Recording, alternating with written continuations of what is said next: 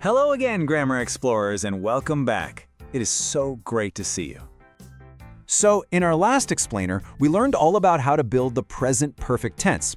Today, we're going to unlock its superpowers by learning the special keywords or signal words that make our sentences way more specific. You ready? Okay, let's dive in. First up, we've got two words that help us measure time: for and since. Now, both of these words help us answer a really important question: how long? An action started in the past, but how long has it actually been going on?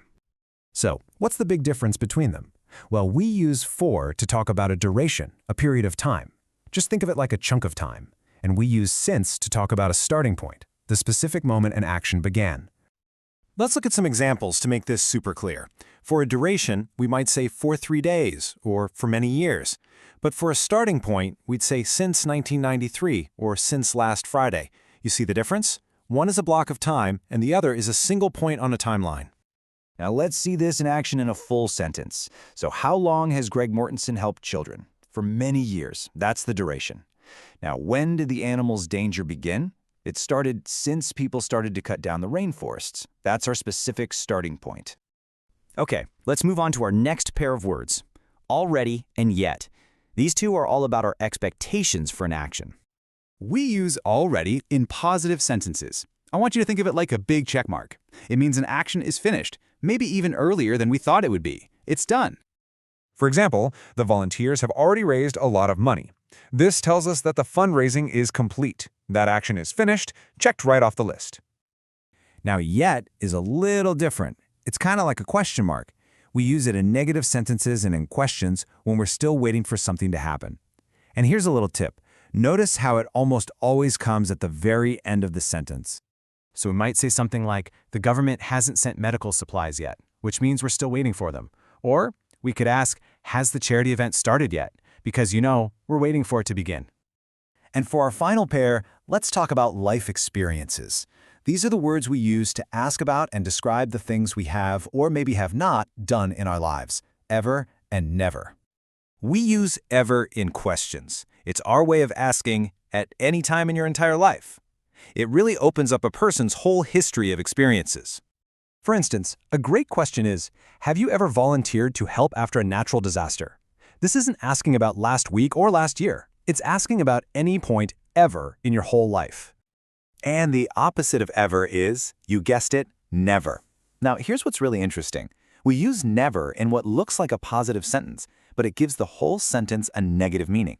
It means at no time or not ever. This is a fantastic example. He has never seen a pink river dolphin. The sentence structure itself is positive. He has seen. But that one little word, never, flips the meaning completely. It tells us that in his entire life, this experience just hasn't happened.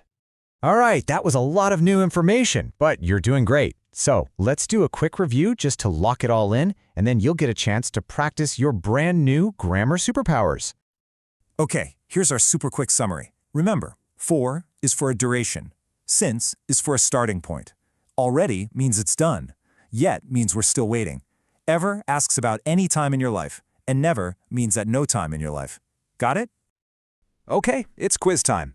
I'm about to show you 3 questions. All you have to do is follow the steps on the screen, pause this explainer, choose your answer for all 3 questions, and then just press play to check your work. Let's do this. Question number 1. Have you finished your volunteer work blank? Is the answer A, ever, B, yet, or C, since? Question 2. She has worked on this conservation project blank 2022. Is it A, for, B, already, or C, since?